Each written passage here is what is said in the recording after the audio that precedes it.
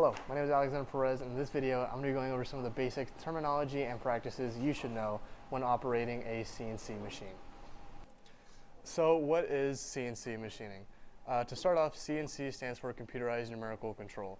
And really this stands for any sort of machine that you can see here in the architecture room, such as the laser cutter, 3D printer, and in this case the CNC router, which we're going to be focusing on. And the main purpose of these machines is to just provide general milling applications such as slotting, profiling, plunge cutting, and engraving. Those are just to name a few, but those are the main uses. And as for their professional uses, in an architecture and in an engineering space, these are very important machines as they can provide exact cuts, which you wouldn't normally be able to do by hand, which in engineering specifically is very useful for when you need something to be an exact size or diameter. So yeah, these machines provide a lot of very cool uses and also are very fun to mess with for personal projects.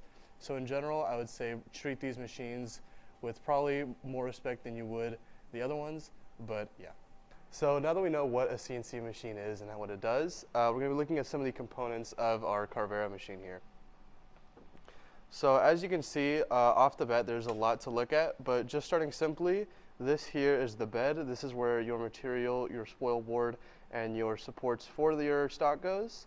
So this is where all the machining is going to be happening, and where the spindle up here is going to be cutting into.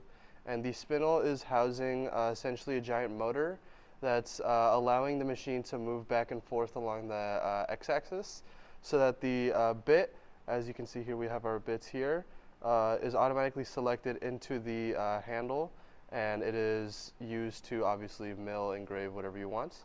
And another thing that is included on the spindle is the vacuum. This is unique to the Carvera machine, but essentially it allows the machine to vacuum whatever you're milling from the origin, so that later it's a little easier when you want to clean up. And on that note, here we have the vacuum storage. As you can see, there's a filter which you will have to clean accordingly. Once every about a week or so, depending on how much you use the machine, you should be cleaning this. However, as long as you notice there's not too much buildup, it should be fine. And finally, obviously, this is the body of the machine as well as the door.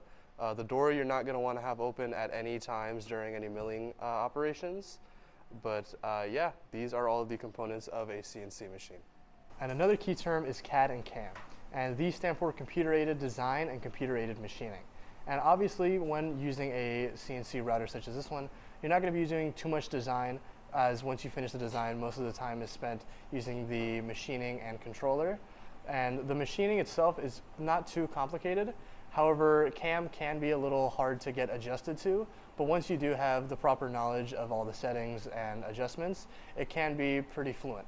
So there are a lot of resources online you can use that I will link in the description below to help you gain more experience using CAM, which can be very helpful as you can very easily get lost in a lot of different softwares.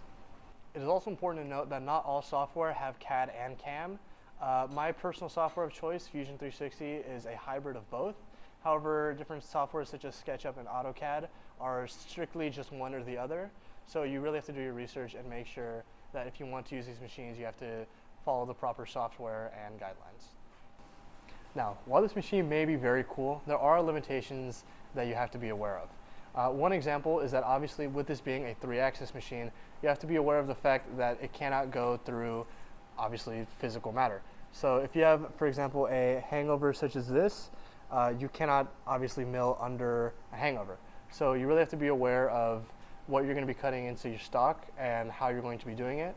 Another example is, as you can see, there is a notch put into this, and because this was milled from the bottom up, we were able to make this sort of unique shape.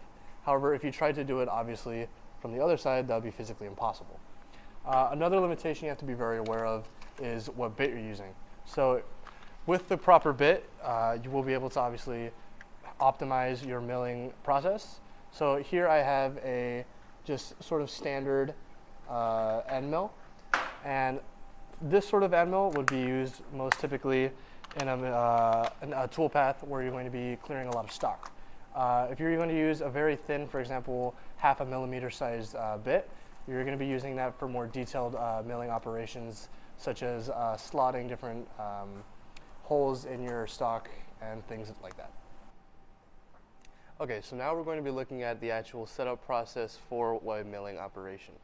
As you can see here, I already have the spoil board and a piece of stock set in. Obviously this is not an uncut piece of stock, however just for demonstration purposes, I'm going to be showing how you would typically prepare the piece of stock in your spoil board.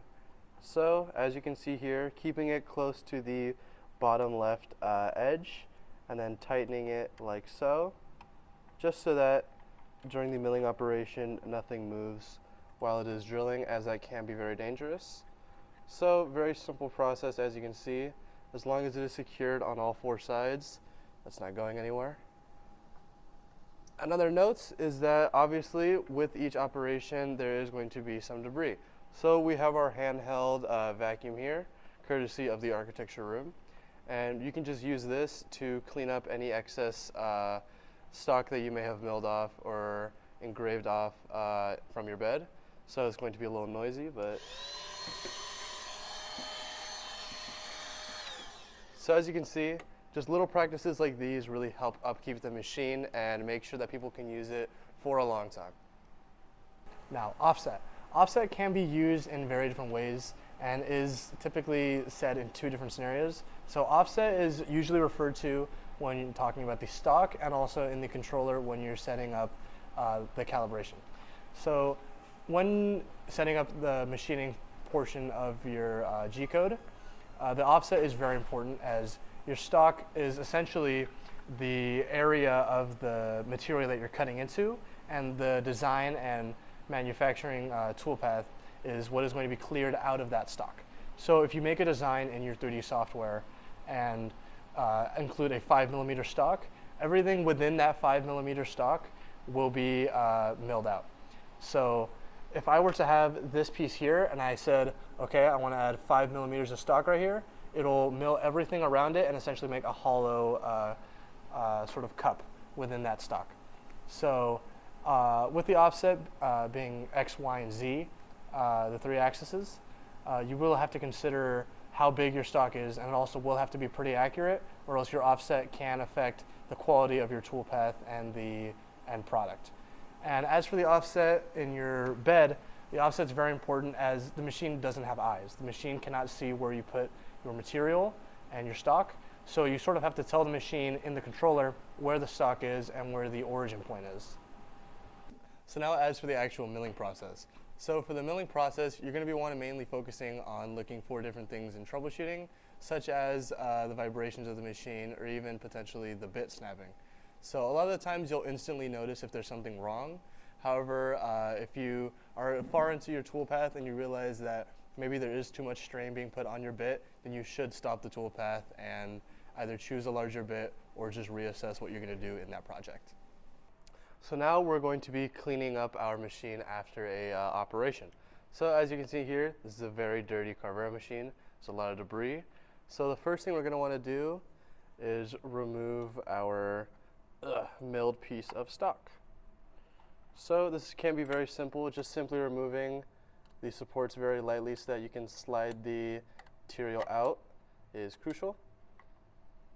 It does take a little bit of time to make sure everything is properly unscrewed, as hopefully you would have done it tight enough so that it doesn't take a little bit than more of a few seconds to take it out. But as you can see, there's the stock. And then now, what you basically want to do is just clean the excess material with a vacuum. So it can be pretty quick, but as long as you thoroughly get the majority of the material on the spoil board and the bed, that is what matters most.